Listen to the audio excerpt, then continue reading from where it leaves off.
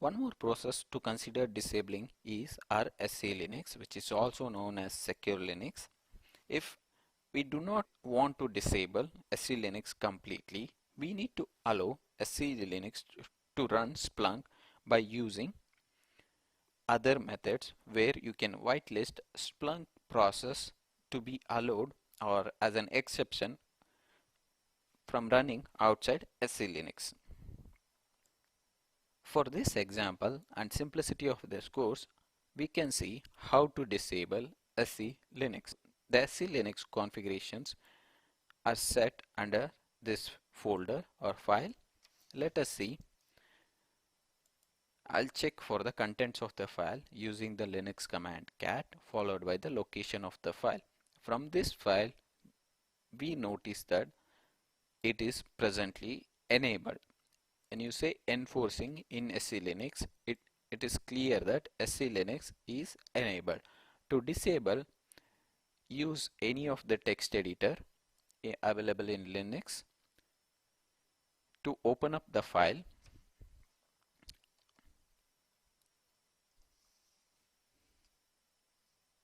and change the value targeted, or you can comment out the targeted value and change the enforcing to disabled.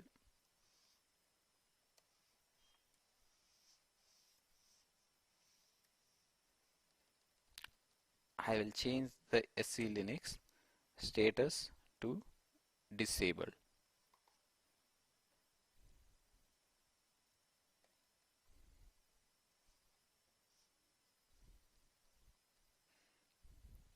Once you have changed or disabled the SC Linux, it always requires a reboot to make the changes affected. Now we have disabled SC Linux. Let our instance come up. In the meantime, we'll move on to our next prerequisites. The next one is the IOPS test on our indexer machine. To test the provisioned IOPS is greater than 1200 IOPS, which was as recommended in our previous tutorial. We can test IOPS using a third-party utility known as Bonnie++, which is used to test IOPS. You need to install Bonnie++ by default in Red Hat Linux, which we'll be using throughout our tutorial. Bonnie++ is not installed. We need to download this package, install, and then test for the IOPS. For testing Bonnie++, I've already installed Bonnie++ on our cloud instance. Let us see how we can measure IOPS using Bonnie++. This will be your complete command to test your Bonnie++, where -d represents the mount point which you will be installing Splunk. We will be installing Splunk on /opt, and -s mentioned by your 2 times the RAM. For this instance, as of now, we have only 1 GB of RAM since it is our demo instance. We'll multiply it by 2 and mention the RAM. -u is the user which will be running this read or write operations on this mount point. Throughout the course, we'll be creating Splunk as a application account for our Splunk application to run, and it is highly recommended to Splunk to run as a non-privileged account such as root. All you have to do is hit enter. It will start simulating a IO.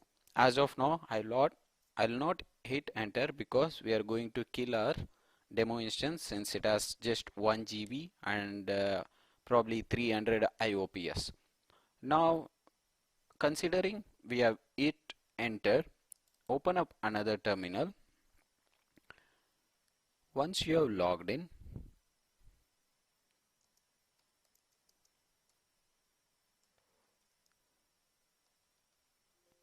now we have logged in,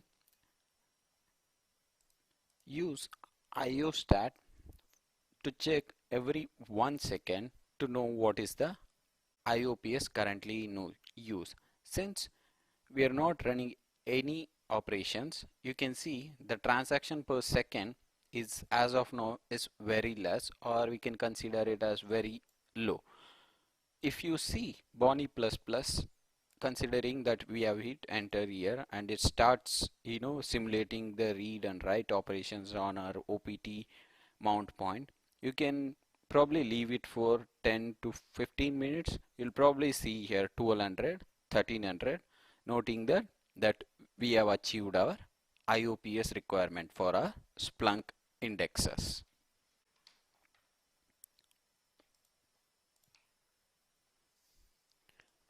Once we have verified the IOPS meets the required conditions of greater than 1200 IOPS, we can proceed further to next prerequisites of setting limit.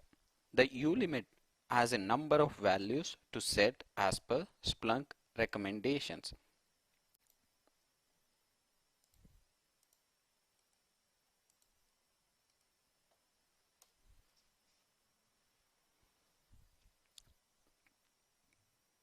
The link that we are using takes straight to the documentation of Splunk. Just search for ulimit options and set all these options as per our Splunk recommendation, so that on all the Splunk instances, make sure these ulimits are set for Splunk to run at your optimum performance.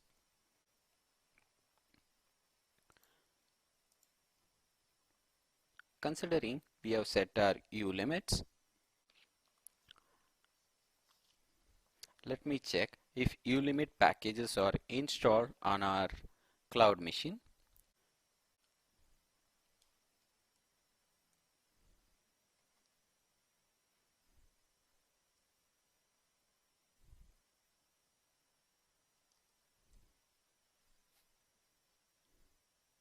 This is our present ulimit size.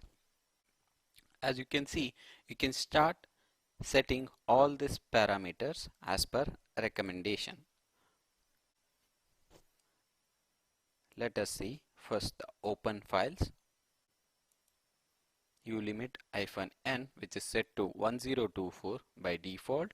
It needs to be as per recommendation set to 8192.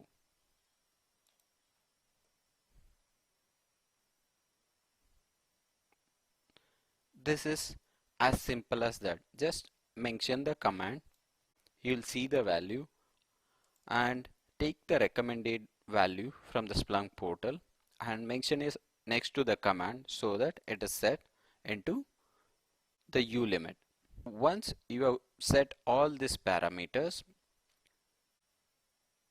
we should be done to install our first Splunk instance. Finally, have your licenses ready so that once we complete our installation, we can configure the license.